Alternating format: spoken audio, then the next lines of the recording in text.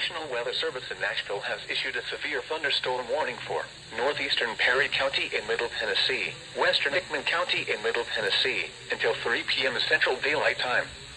At 2:27 p.m. Central Daylight Time, a severe thunderstorm was located near Linden, moving northeast at 40 miles per hour. Hazard, 60 miles per hour wind gusts and quarter-size hail. Source, radar indicated. Impact, hail damage to vehicles is expected.